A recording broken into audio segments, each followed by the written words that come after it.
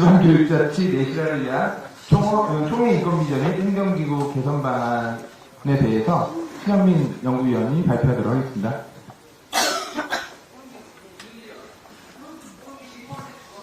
네, 반갑습니다. 제가 이 부분에 대해서 발표를 하기 전에 일단은 같이 연구하신 분들을 일단 얼굴이라도 소개시켜서 꼭 소개를 시켜드리고 싶거든요. 그래서 오늘 이 자리에 같이 참여해주신 공동 연구위원 잠깐만 앞에서 인사만 한번 하도록 하겠습니다. 양대호 주무관님은 안 계신가요? 같이 공동 연구를 해주신 이상혁 연구위원님이십니다.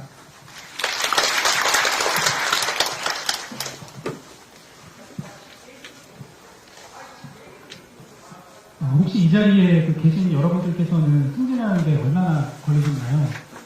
먼저 제가 법령상 최소 승진 소요 연수를 좀 살펴보도록 하겠습니다. 우리 지방공무원 임명령제 33조에 승진 소요 최소 연수가 나와 있는데요. 9급, 8급, 7급 이렇게 이제 1년 6개월 이상, 2년 이상 최저 승진 소요 연수가 있죠.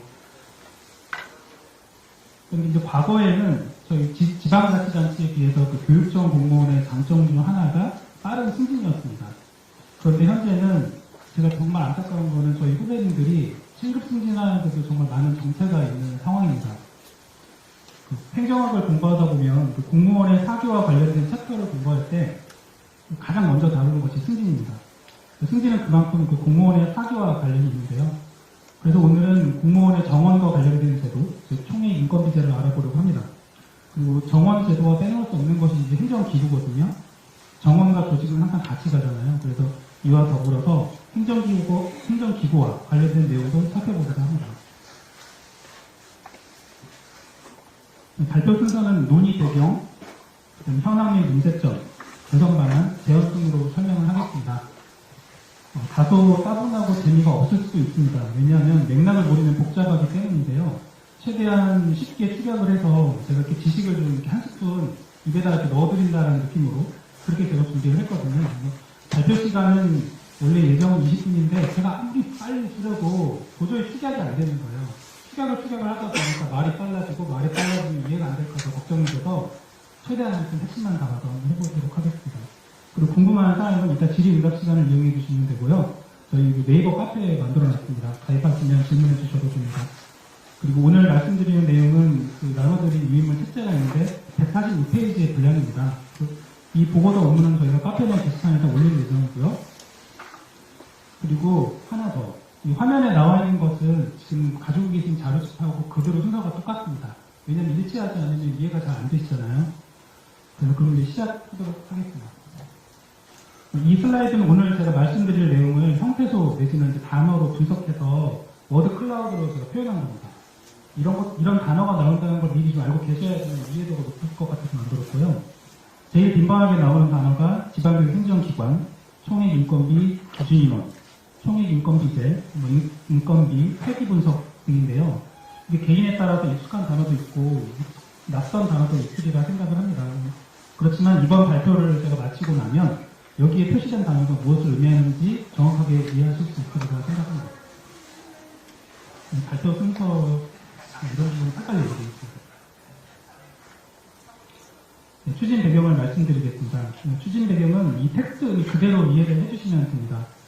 그래서 자세한 내용은 눈으로 자료집을 읽어주시고요. 요약하려면 두 가지 배경에서 추진을 하게 됐습니다. 첫째는 인력 및 조직 관리 기준이 행정 수요를 충족하는지에 대해서 중앙하고 저희 지방 간의 갈등이 있다는 점입니다.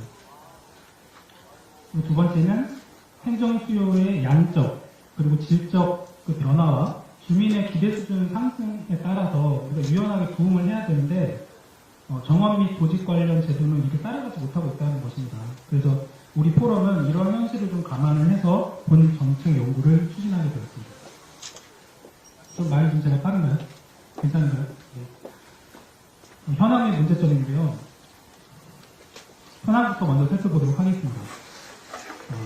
이 총액 인건비제에 대해서 개선 방안을 말씀드리기 위해서는 이게 개념이 생소한 분들이 많거든요. 그래서 제가 고민한 거는 우리나라 전체의 총액 인건비제 도입 배경이나 추진 경과를 먼저 한번 다뤄보고 그 다음에 총액 인건비제를 먼저 시행을 했던 그리고 지금은 기준 인건비제를 시행하고 있는 지방자치단체에 대한 내용을 살펴보고 마지막으로 우리하고 밀접한 연관이 있는 지방교육 행정기관에 대한 총액인건비제 운영 현황을 살펴보는 형식으로 하겠습니다.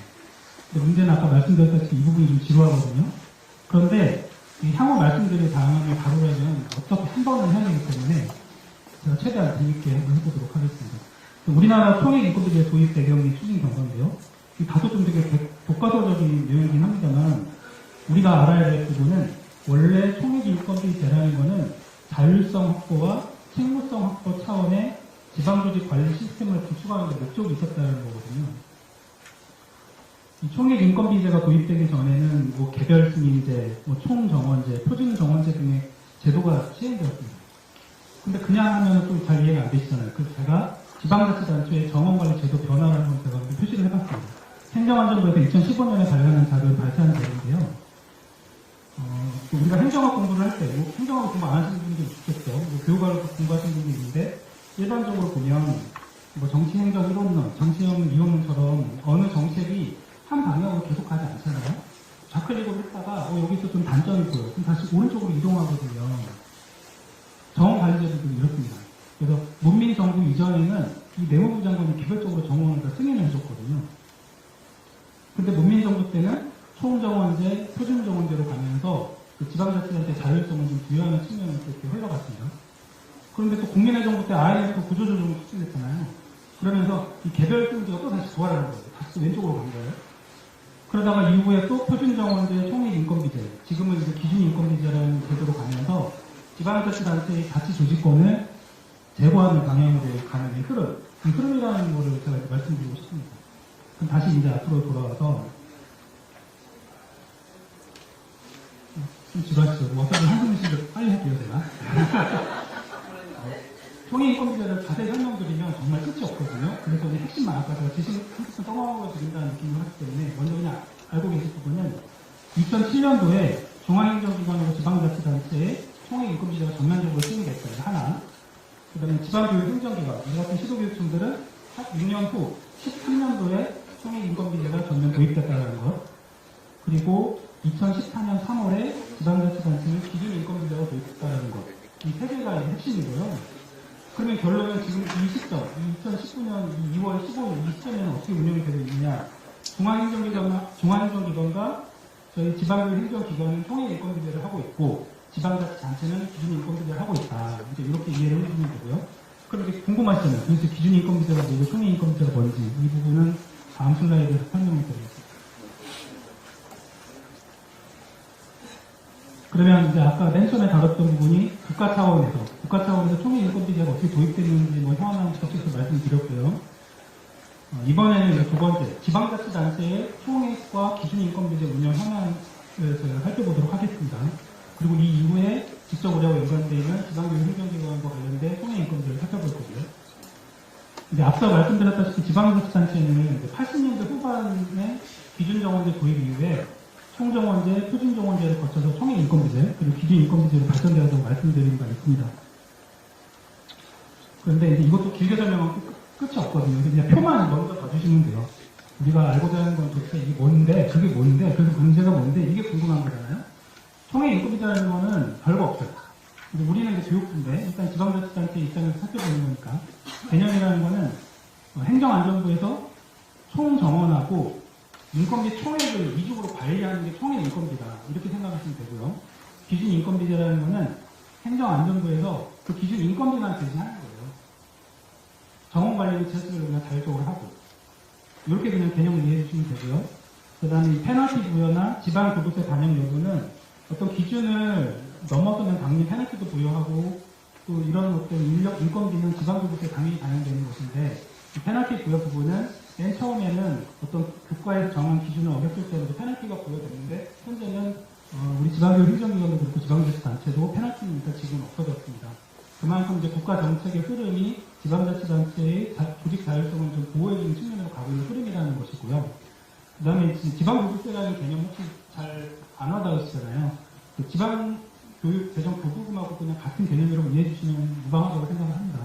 어차피 지방자치단체 근무하는 공무원도 지방교육재정교부금이라고 잘 못 알아듣잖아요.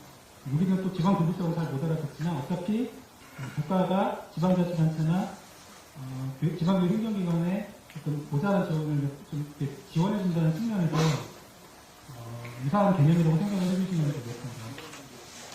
그러면 이제 총액 인건비제와 기준 인건비제의 차이점 이해되시나요? 네, 이해되시는 것 같습니다. 그러니까 마음이 놓입니다. 그 다음에 이제 제도 개선 동향인데요. 이 제도 개선 동향도 설명하려면 끝이 없어요. 근데 결론은 그냥 그 지자체의 인력이나 조직 운영 자율성이 계속 확대됐다. 이렇게 그냥 이해해 주시는 거 이거는 넘어가면 되겠습니다. 자세한 내용은 여기 나와 있는 거 그대로 이해해 주시는 거고요. 그런데 이건 우리하고 직접적으로 관련된 지방교육 행정기관 총액 인건비제 현안인데요. 지방교육 행정기관은 지방자치단체와 마찬가지로 총정원제, 표준정원제를 거쳐서 2013년도부터 총액 인건비제를 전면 시행을 했습니다. 이게 중요합니다, 오늘은. 총액 인건비 산정 방식인데요. 이 부분을 머릿속에 딱 기억을 해주시면 되는데, 이것도 업무를 하신 분은 잘 알지만 업무 안 하시면 잘 모르잖아요. 저도 잘 몰랐어요. 작년에 이거 이제 연구하면서, 이래서 이렇게 했구나. 결론적으로는 우리 경기도교육청에서 기술관리팀을 정말 열심히 했는데도 불구하고 참 어려운 어려운 여건에서 최선을 다했구나 이런 생각을 좀 잘 했거든요. 일단 그 2018년 총액 인건비 산정 방식을 보면 총액 인건비라는 것은 기준 인원이 있고 그 기준 인원에다가 인건비 단가를 곱하기 전체 그 인건비 총액이 나온다는 개념이에요. 그럼 기준 인원은 뭐냐? 기준 인원이라는 거는 전년도 기준 인원의 회기 분석하고 국가정책 수요. 국가정책 수요라 하면은 국가에서 특별 조건을 내려보내면서 국가에서 하는 갑자기 용어 과제를 생각나는데 뭐라고 그러죠? 국정과제. 네. 국정과제 이런 걸 추진하기 위해서 돈을 지방에 내려주면서 인력도 굉장히 몇 명 정도 필요하겠다. 이런 것들을 내려주거든요. 국가정책 수요. 그다음에 지역 현안 수요. 우리가 이 어떤 약간 자치사업을 하는 데 있어서 이 인원이 정도 필요합니다라고 우리가 국가에다 알려주거든요. 그리고 뭐 그런 보충 이런 것들을 다 반영을 해서 기준 인원이라는 것이 도출되는 거고요. 그리고 인건비 단가라는 거는 전년도에 있는 인건비 단가에다가 처우 개선을 반영을 하는 게 인건비 단가가 되는 것이죠. 그래서 기준 인원하고 인건비 단가 곱하면 전체 총액 인건비가 나옵니다. 이거를 이해를 해주셔야 돼요. 전년도 기준 인원이라는 이 단어 이걸 기억해 주시고요. 그럼 이제 나머지 하나가 남았는데 그 회기 분석이라는 거를 이제 제가 저희 포럼 내에서 협의를 할 때 말씀을 드리면 회기 분석의 개념에 대해서 좀 낯선 분들이 많더라고요. 사기업에서는 회기 분석이라는 거를 되게 익숙하게 생각하거든요. 근데 저도 사실 익숙하진 않았는데 뭐 정의를 제가 여기 써놓긴 했는데 제가 이대로 읽으면 잘 이해 안 되시잖아요. 이것도 그냥 지식을 떠먹어드린다는 느낌으로 설명을 드리면 1차 방정식 기억나시죠? y는 뭐 ax 플러스 b 이런 것들이 있는데 y라는 거는 내가 궁금한 값인데 ax 플러스 b에서 a하고 b는 그냥 상수잖아요. 그러면 내가 기존에 알고 있던 정보를 x라고 생각하면은 a하고 b만 정해져 있는 상태는 y라는 걸 예측할 수 있다는 거죠. 이게 회귀 분석입니다. 그래서 회귀 분석 기준인은 상식 아닌데요. 그냥 간단하게 일반적만 설명을 드리면 아까 말씀드린 상수가 이거예요. 104.4931 더하기 가로 열고 3.7148 곱하기 학교수, 변수가 뭐 사립학교수, 학생수 뭐 이런 게 있어요. 근데 이제 이런 부분이라는 거죠. 그러니까 학생수하고 학교수가 현재 회귀 분석의 변수라는 것. 이 부분을 머릿속에 좀 기억을 해주시고 다음 슬라이드로 넘어가겠습니다.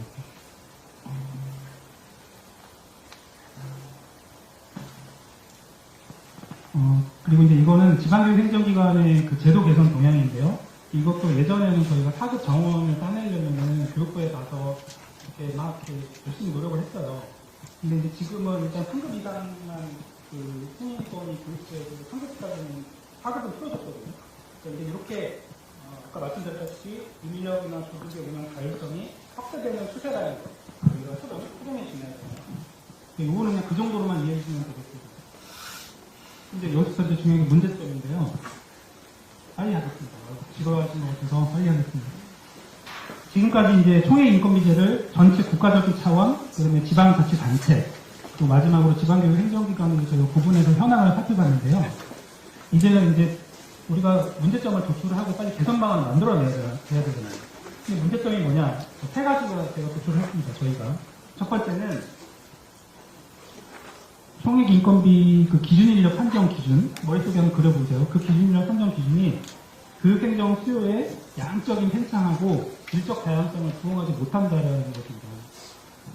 이제 물론 그 총액 인건비 기준 인원 산식 변화 이 표를 보시면 맨 처음 2013년도에 학생 수나 교원 수를 근거로 기준 인원 산출했거든요. 근데 이거 해보니까 이게 실선에서 너무 시도교육청에서 이 인원 가지고 안 돼요. 그러니까 교육부에서 그래? 그럼 결혼 보충이랑 국가정책수를 더 반영을 줄게 해서 14년도에 좀 개선이 됐고 16년도에 그래도 모자라니까 이제 세계 분석이라는 것도 도입을 한 거거든요. 어쨌든 간에 총액 인건비 기준 인원이 이렇게 산식이 변화는 이렇습니다. 그런데 그럼에도 불구하고 제가 이제 드리고 싶은 말씀은 아까 회계 분석 산식을 보시면 그 변수가 학생 수하고 학교 수였단 말이죠. 근데 그럼 과연 이 학생 수하고 학교 수가 정말 우리 그 지방교육 행정의 수요를 예측할 수 있느냐라는 것이죠. 저는 전혀 그렇지 않다고 봅니다. 왜냐? 학생 수하고 학교 수는 이런 지표를 만드는 감명성, 그 다음에 양적 지표의 대표성은 있는데요. 이게 행정 수요의 그 질적 다분화를 반영할 수 있겠느냐? 저는 아니라고 봅니다. 그리고 또 하나 두 번째는 그 국가정책 수요나 지역 현안 수요를 그 총액 인건비 기준 인원에 반영한다고 했는데 이게 아까 인사제도도 말씀드렸지만 예측 가능한 거 아니잖아요. 교육부에서 그냥 자의적으로 판단해가지고 국가정책 수요는 이만큼, 지역 현안 수요는 100명이 들어오면 50명만 인증해줘야지 이렇게 자의적인 판단이라는 거죠. 그래서 이거는 우리 그 지방교육 행정의 수요를 온전히 반영하는 데 어려움이 있다. 그래서 결론은 행정 수요를 진단하고 예측하고 이렇게 할 수 있으면 지표를 탐색해야 된다는 게 이런 문제점으로 제가 도출을 했고요. 두 번째입니다. 두 번째 문제점은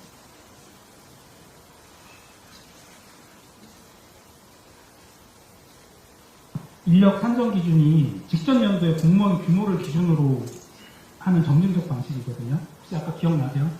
그 기준이랑 사실 보면 전년도 기준연이 항상 들어가요. 그러다 보니까 그 조직을 애초에 방만하게 운영한 기관은 굉장히 유리한 거예요. 애초부터 방만하게 운영할 때는 점진적으로 증가하는 거죠. 타이트하게 운영하는 데는 타이트한데 천천히 점진적으로 증가하다 보니까 여전히 힘든 거거든요. 근데 이 기준 인원이나 인건비 단가를 산정할 때 아까 말씀드린 대로 전년도 기준으로 산출을 하기 때문에 일부 그 지방교육 행정기관의 경우에는 다른 기관에 비해서 좀 현저하게 차이가 있어서 좀 조직 인력 운영이 좀 어려운 상황입니다. 특히 이제 경기도교육청을 말씀드리면 전국 대비 그 교육 규모가 약 24.4%입니다.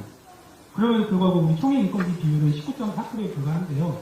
이거는 이제 이 수치는 저희가 토론에서 연구했던 2018년 당시의 기준이고요. 지금은 한 20% 정도 올라간 걸로 제가 알고 있습니다. 또 다른 수치를 한번 살펴보겠습니다. 사시도 교육청의 총액 인건비 1인당 단가가 잘 안 보이실 수도 있는데요. 여기 1인 단가가 있거든요. 일반직. 보시면 이 1인당 단가가 시도별로 6,400만 원에서 6,800만 원입니다. 그런데 이제 경기도 교육청 보면요. 5,900만 원이에요. 근데 이제 물론 이게 시도교육청마다 연령층도 다양하고 학교나 시도교육청마다 상황이 다르기 때문에 이 표만 보고 이건 기계적으로 이렇게 문제가 있어. 기계적으로 이렇게 비교하는 건 문제는 있어요. 사실. 그런데 그럼에도 불구하고 경기도를 제외한 나머지 시도 간 비교를 한번 보시면은요. 유의미한 차이가 별로 없어요. 그래서 경기도교육청의 일반직 기준 인원이 과소 계산됐다라고 미루어 짐작할 수 있는 정도의 자료는 된다고 저는 생각을 합니다. 그 다음에 또 하나, 총액 인건비제가 최초 시행된 그 2013년 당시에 마련한 그 기준 인원하고 인건비 단가인데요. 이 인건비 단가는 그때 당시에는 전년도 결산의 기준이었거든요. 그리고 이런 것들이 다음 연도에 계속 되풀이하여 영향을 미친다고 제가 아까 말씀을 드렸죠. 그러다 보니까 어떤 우리가 조직이나 인력을 창설하는데 한계가 있을 수밖에 없죠. 그리고 또 하나, 전년도 기준 인원하고 인건비 단가의 결혼 보충, 국가정책 수요 등을 반영했기 때문에 현 시점 인력 구조하고는 당연히 정확하게 맞을 수밖에 없다는 거죠. 왜냐, 예측해서 인원이 내려오는 게 아니라 옛날 거 자료를 기준으로 총액 인건비 기준이 나오는 거거든요. 그리고 또 하나, 과거 기준 인원과 인건비 지출이 적었던 기간은 계속해서 다른 기간보다 적게 되는 이건 불합리한 점이 있다. 이런 부분, 그런데 이제 이런 부분들은 제 주장뿐만이 아닙니다. 이러한 분석은 2016년 12월에 한국지방자치 학회부에 실린 그 지방정부 인력 관련 연구 자료를 볼 수 있는데요. 이거는 어떤 N 기초지자체 조직관리담당 질의응답 자료입니다. 제가 한번 읽어보겠습니다. 인구 증가 및 신규 지역 현황 수요, 국가정책 수요 등은 폭발적으로 증가하고 있으나 내년 기준 인건비는 소폭 상승하고 지역 현황 수요에 대한 기준 인력에 대해서는 소극적으로 반영함에 따라 적시적인 행정 자체가 어렵다. 맞죠? 또 하나, 이거는 이제 어떤 광역자치단체 조직관리 팀장 인터뷰 결과인데요. 현재 기준 인건비 단가 산정 시 과거 인건비 지출이 적은 기관이 불리하다. 네, 맞죠? 총액 인건비제라는 게 당초 취지하고 달리 정원관리의 자율성을 강화하지 못하고 있고, 경기도교육청 같은 경우는 현원 직급별 비율이 우리 조례상 정원 책정 기준에 턱없이 지금 부족한 상황입니다. 근데 이제 조례상 정원 책정 기준이라는 거는 그 최대 기준이거든요. 근데 이제 그런 점을 고려하더라도 직급별 비율이 의미 있는 수치는 분명합니다. 그래서 정원하고 현원의 간극을 좀 좁힐 필요가 있습니다. 그리고 이러한 간극을 근본적으로 좁히기 위해서는 그 총액 인건비 제도의 개선이 필요하다고 생각을 합니다. 이 문제점은 이제 세 번째입니다. 세 번째 문제점은 이제 그동안 이제 정원 문제를 다루는데 이번에는 행정기구도 좀 다뤄보려고 해요. 지방교육 행정기관이 그러니까 학생하고 주민을 위해 일할 수 있는 실질적인 자치 조직권이 아직도 협소하다고 생각을 합니다. 행정수의 변화를 고려해서 교육감 및 자치 조직권을 탄력적으로 행사할 수 있어야 함에도 우리 그 본청 실국수가 대통령령에 좀 묶여있다 보니까 시의적절한 대응에는 분명히 한계가 있습니다. 그래서 새로운 신규 어떤 사업이 창출이 될 때 기존에 있는 보조기관이 성격이 상이한 보조기관을 통솔 지휘하는 경우가 있거든요. 이 보조기관이라면 이제 뭐 실국장, 과장 이런 걸 보조기관이라고 하죠. 그리고 또 기존에 있는 보조기관이 이질적인 성격을 상호를 이렇게 집행하는 경우가 발생합니다. 근데 문제는 이렇게 이질적 성격의 상호를 통솔 지휘 집행하는 보조기관, 과장, 제가 만약에 내가 통상적인 그동안 우리가 해왔던 업무하고 다른 업무를 갑자기 하게 되면 어떤 문제가 생기냐면 이게 행정의 전문성, 신속성, 능률성 확보에 당연히 한계로 작용할 수밖에 없다는 거죠. 그리고 이 부분은 이제 좀 조심스러운데요. 그 지방교육 행정기관의 법정 그 부교육감 직위수가 이제 고정되어 있거든요. 근데 이제 이러다 보니까 수시로 변화하는 행정 환경에 우리가 탄력적으로 또는 적극적으로 대응하는데 한계가 있다고 생각을 합니다. 근데 이제 광역지자체를 한번 좀 비교를 해봐야 될 것 같아요. 왜냐하면 우리가 그냥 이해하면 잘 이해 안 되는데 비교하면 딱 바로 이해되잖아요. 그 2018년 10월 30일이 무슨 날이냐면 그 지방자치 날이거든요. 그때 이제 행정안전부에서 지방자치법 전부 개정안을 발표를 했습니다. 거기서 이제 뭐라고 발표를 했냐면 그동안 이제 지방자치법이 항상 일부 개정만 됐었는데 이번에는 전부 개정을 한 거예요. 그러니까 문재인 정부에서 국정과제로 내세웠던 지방자치를 이렇게 더 크게 하겠다는 것에 그 국정 이념을 담은 것이 지방자치법 전부 개정하는데요. 기존의 이제 법정 부단체장 외에 특정 업무를 수행하는 부단체장 한 명을 필요시 조례를 통해 더 줄 수 있도록 지금 법령이 지금 개정안이 만들어졌습니다. 그리고 인구가 만약 500만 명 이상이다? 그럼 2명을 더 할 수 있게. 이렇게 지금 그 정부 개정안이 나왔고요. 그래서 이렇게 함으로써 직위 설치의 자율성을 좀 강화할 예정이라고 밝힌 바 있습니다.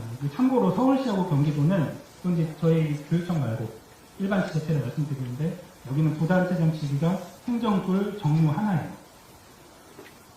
그런데 저는 이제 이런 이제 편한 생각일 수도 있지만 교육감도 지방자치단체장하고 마찬가지로 국민이 자유로운 의사와 민주적 절차에 의해서 당선된 선출직이잖아요. 그렇기 때문에 제도적으로 특정 업무를 책임질 정무직 부단체장이 필요하지 않은 검토할 필요는 있다고 생각합니다. 이 부단체장이 정무직이 될 수도 있고 우리 일반 행정직이 될 수도 있다고 생각을 합니다. 근데 일단은 제가 정무직으로 한번 생각을 해봤거든요. 자, 그래서 이제 문제점 3개를 이제 말씀드렸는데요. 그 각각 문제점에 대한 개선 방안을 제가 먼저 요약해서 한번 설명을 드리겠습니다. 첫 번째 문제점으로 제가 지적했던 게 총액 인건비제 그 기준 인력 산정 기준이 그 교육행정수의 양적 팽창이나 질적 다양성을 부응하지 못하고 있다고 제가 말씀드렸는데 이거 부응할 수 있는 지표를 회계 분석에 한번 담아보자는 게 저희 주장입니다. 그래서 그 지표를 뭘로 할지도 한번 제가 안을 제시해봤습니다. 두 번째 제시했던 문제점은 뭐였냐면 그 인력 산정 기준이 직전 연도의 공무원 규모를 기준으로 하는 점증적 방식이라고 아까 말씀드렸잖아요. 그러다 보니까 애초부터 조직을 방만하게 운영하는 기관이 유리하다는 게 문제였는데, 그래서 저는 이거는 좀 기울어진 운동장이라고 저는 생각을 합니다. 지금의 이 기준 인원 회계 분석 산식을 그대로 놔둬버리게 되면 어떻게 하기가 참 어렵거든요. 그래서 이걸 판을 흔들기 위해서는 아예 그냥 이 총액 인건비 산식을 농촌형, 도농복합형, 도시형 또는 뭐 인구 규모나 고령화 수준 등을 고려해서 유형을 나누고 그 유형별로 회계 분석을 만들어야 된다고 저는 생각을 해봤습니다. 세 번째, 이 부분은 이제 조직이죠. 실질적인 자치 권한이 흡수하다. 그래서 이것에 대한 대안은 학생과 주민이, 그러니까 지방자치법 전부 개정의 취지를 우리가 다 그냥 반영을 해서 그 지방교육 행정교육 실질적 자치권 확대하자는 건데, 세부적인 내용은 본청 실구 설정이 좀 자유로하자. 다만 그냥 자유로하는 게 아니라 그 지방자치법 전부 개정안처럼 실국수의 20% 범위 내에서 기구 설치를 좀 자유화를 해보자. 두 번째, 부단체장 직위도 조례상 정무직, 이번에는 저 정무직으로 제가 한번 검토를 했기 때문에 일반직이 될 수도 있고, 부교육감 직위 설치 자율성 강화 방안 좀 검토해보자. 이렇게 제가 개선 방안을 생각을 했습니다. 그래서 각각 개선 방안에 대한 세부 내용은 이제 다음 슬라이드에 대해서 말씀을 드리겠습니다. 지금 벌써 시간이 많이 흘러서 조금만 더 제가 빨리 하겠습니다. 좀 집중을 많이 해주셔서 제가 되게 감사한데요.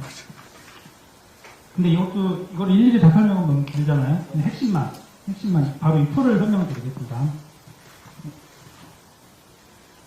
아까 행정수의 양적, 질적 다양성에 부응할 수 있는 지표를 이렇게 생각을 해봤는데, 저는 이런 생각이에요. 지표로서 도시, 비도시 지역의 특성을 반영한 지표들하고 사업의 다양성과 특성을 반영한 지표를 한번 생각을 했는데, 뭐냐? 법정 민원 건수, 행정심판이나 국가소송 건수, 학교폭력 발생 건수, 교육시설 개방 건수, 또 지방의회 교육 의원수, 대응지원 사업이나 교육력 사업 건수나 예산에, 또 교육복지 사업 건수, 규모, 학교 신설 건수, 이런 것들을 회계 분석 산식에 반영을 해서 행정 수요를 온전히 기준 인원에 반영할 수 있다고 봅니다. 지금 현재는 학생수하고 학교 수요 두 개만 있잖아요. 근데 이거 가지고 과연 이게 행정 수요의 그 질적 다양성을 우리가 확보할 수 있냐 이거죠. 근데 이렇게 제가 그냥 던져버리면 너무 무책임하잖아요. 왜냐?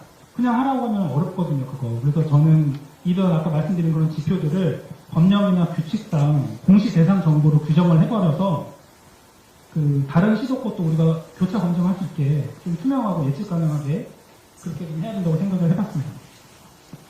개선 방안 두 번째입니다. 지방교육 행정기관을 아까 제가 유형별로 좀 나눠보자고 말씀을 드렸는데요. 이거 설명하면 너무 길기 때문에 바로 표를 그냥 제시를 해봤습니다. 그냥 지방교육 행정기관을 유형별로 그냥 나누는 거예요. 그래서 서울, 부산, 경기는 실기 시도에서 조금 그래도 다르거든요. 그래서 여기는 특성을 인정을 해서 1유형, 2유형, 3유형으로 나누고 나머지 시도는 인구랑 학생 수를 기준으로 해서 4형부터 7유형까지 그냥 나눠버리는 거예요. 그래서 이렇게 유형별로 좀 나눈 다음에 회계 분석, 총액 인건비 기준이나 산식을 좀 별도로 만들어야 된다고 생각을 했습니다. 다만 이제 그냥 이렇게 또 던져놓으면 또 무책임하잖아요. 근데 이거 이렇게 하면 이제 어떤 문제가 있을 수 있냐면, 만약에 이제 유형별로 기준 인원을 총액 인건비 그 산식을 마련을 하면, 그래서 그 제도를 개선해서 만약에 이제 그래 내년부터 시행해 보자 교육부가 이렇게 했는데, 그러면 전년도 기준 인원보다 기준 인원이 굉장히 줄어버렸다 이러면 문제가 생겨버리잖아요. 왜냐하면 이미 공무원은 거기 일을 하고 있으니까 정원을 갑자기 확 줄일 수는 없잖아요. 이 부분은 사실 좀 어렵긴 하지만 우리가 그 일시적인 기준 인원 초과는 일단 허용을 해야 된다고 생각을 하고요.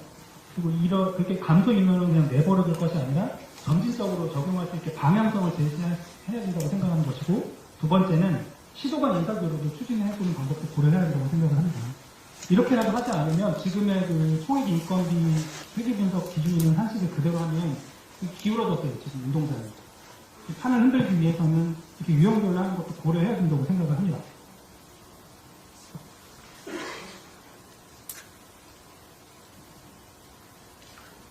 그럼 이제 세 번째 개선 방안입니다. 그 지방교육 행정기관의 실질적 가치권을 확대하는 건데요. 실국수의 20% 범위 내에서 기구 설치 자율화 추진을 고려해야 합니다. 근데 이거 그냥 제가 말씀드리면 이거 되게 획기적인 거 아니라고 하실 수 있는데요.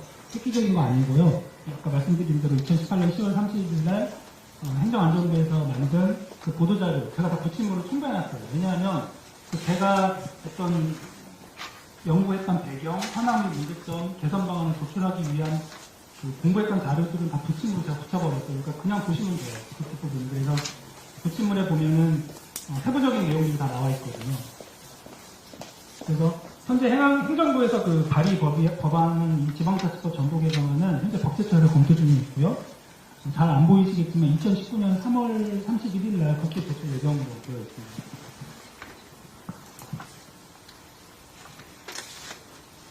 개선 방안 세 번째, 그 부교육감 직위 설치 자율성 검토하는 방안도 필요하다고 보고요.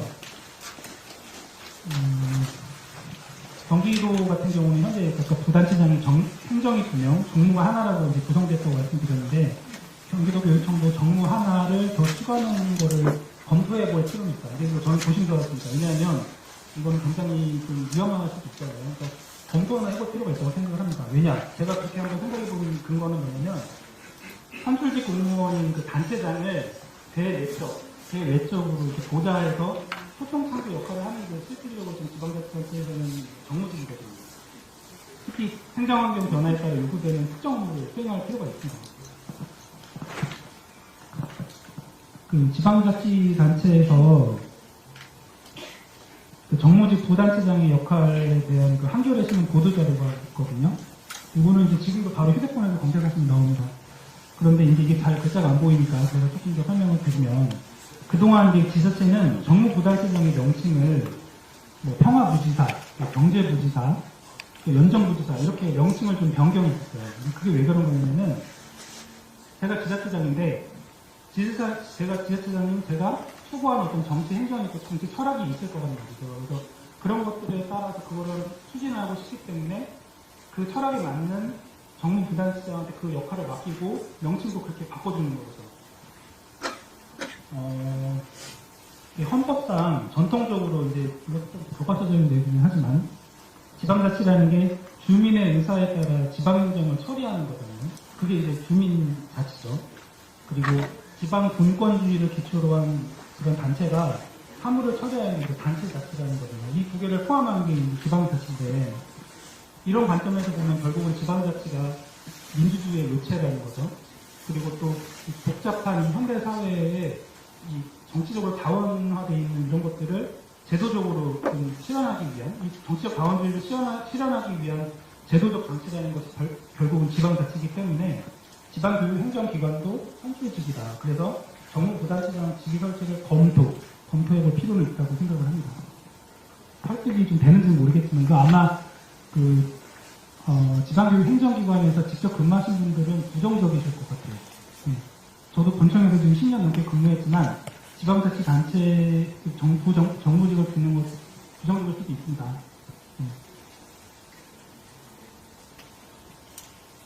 네. 개선 방안은 이제 다 말씀드렸고요. 이제 마지막으로 제언입니다. 제가 정책연구 발표를 통해 말씀드리고 싶은 첫 번째는 그 교육자치와 일반자치를 포함한 이 지방자치에 대해서 우리 헌법이 좀 어떤 입장을 갖고 있는지를 우리 구성원들이 좀 알아야 된다고 생각을 합니다. 그래야만 지방자치단체 사무 중에 교육학에 관한 사무를 담당하는 우리 기관의 존재의 의미를 알 수 있고요. 또 구성원들이 정당한 주장이나 전문성 있는 행정을 할 수 있다고 생각을 합니다. 그래서 모든 법령의 제정 근거이자 법령의 정당성을 평가하는 기준이 헌법이잖아요. 그래서 근데 또 헌법재판소에서는 뭐 위헌 법률심판, 뭐 탄핵심판, 정당해산심판 이런 거 하듯이 그 헌법재판소에서는 그럼 지방자치에 대해서 어떤 입장을 갖고 있는지 살펴보는 게 저는 중요하다고 생각을 합니다. 그래서 자주 언급되는 이제 헌재 결정문이 이제 요겁니다. 하남시장이 이제 예전에 공무담임권 침해했다라는 걸로 헌법재판소에 헌재에 신청을 했던 건데요. 여기에서 이제 뭐라고 나오냐면, 헌재는 지방자치가 국민주권주의와 자유민주주의 이념 구현에 이바지하고 지방자치의 본질적인 내용은 중앙정부의 침해로부터 보호하는 것이 헌법상 요청이다. 이렇게 명시를 하고 있습니다. 물론 이제 지방자치 제도가 선출직 공무원의 부정적 측면이 강조되면서 폐해가 분명히 있습니다. 그렇다고 해서 지방자치 제도 전체를 부인할 수는 또 없거든요.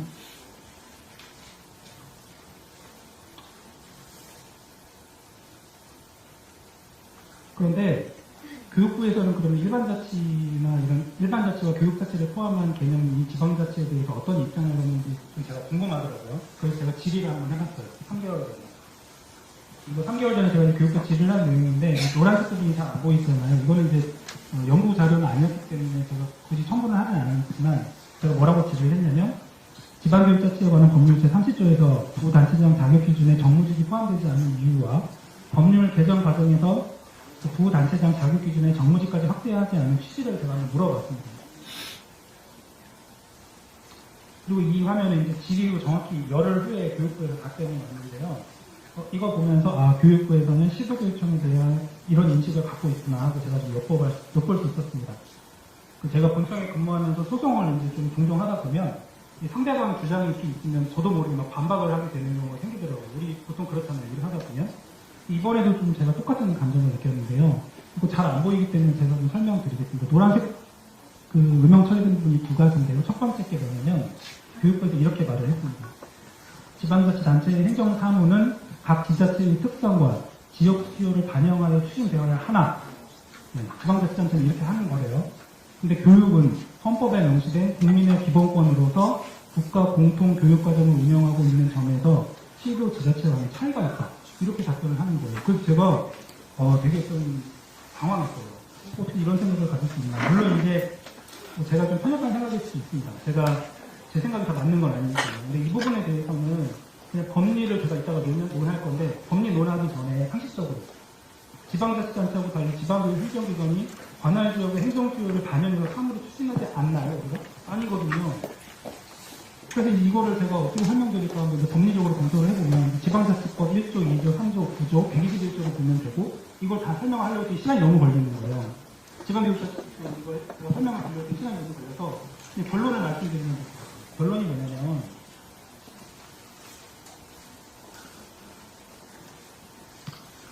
지방자치단체와 달리 지방자치라는 게 일반자치가 있고 교육자치가 있는데 이 두 개를 포함하는 개념이 지방자치라는 건 누구나 다 아는 사실이잖아요. 그리고 그 지방자치 사무 중에 교육학계에 관한 사무는 지방교육 행정기관이 그리고 그 외에 그 일반적인 사무는 지방자치단체가 추진하는 것 이거 다 우리가 알고 있는 거죠. 그리고 또 지방자치단체와 지방교육 행정기관 예를 들어서 저희 경기도 교육청하고 경기도가 법인격이 같거든요. 그래서 소송 안 되잖아요. 법인격이 같아요. 경기도로. 그래서 우리가 제가 이제 교지조성 팀에서 근무를 했지만 땅을 사면 이게 경기도로 나와요.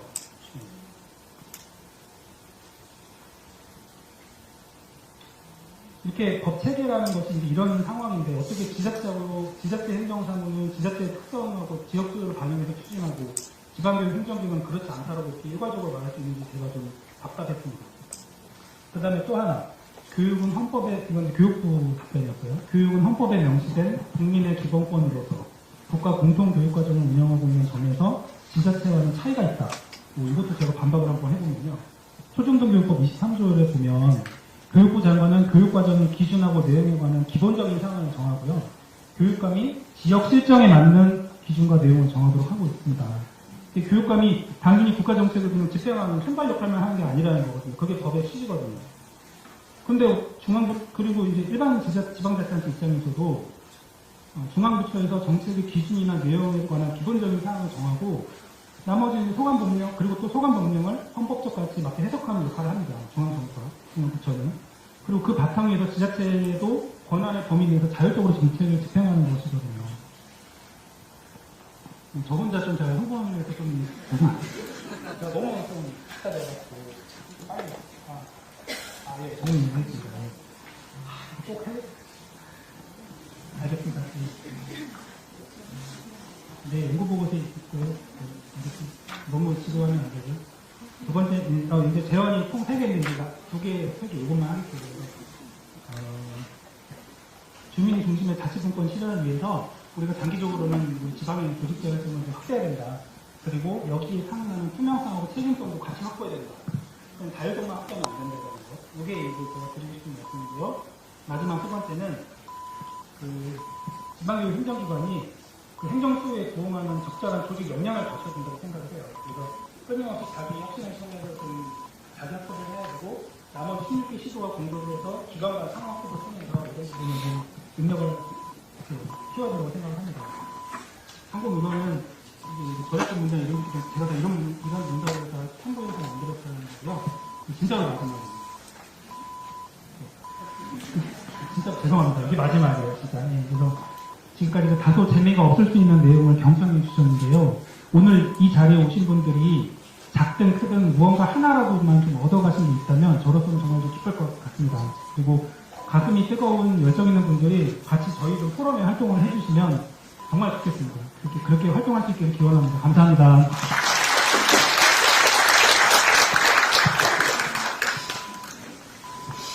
네, 고생 많으셨습니다. 다시 한번 뜨거운 박수 부탁드리겠습니다. 시간이 많이 됐는데요. 아까 제가 내빈 소개하면서 한 분을 빠뜨려먹었어요. 안양에서 회계하고 예산을 총괄하신 우리 배영환 학교행정지원관님 참석하셨습니다. 네, 배영환님 다시 한번 죄송합니다. 네, 이제 마지막으로 이제 질의응답이 있는데 질의응답을 하기 전에 우리 라이브 중계는 여기서 마치도록 하겠습니다. 이제 좀 더 자유롭게 이야기하실 수 있습니다. 라이브 중계 마치겠습니다. 지금까지 경기교육행정 포럼이었습니다. 감사합니다.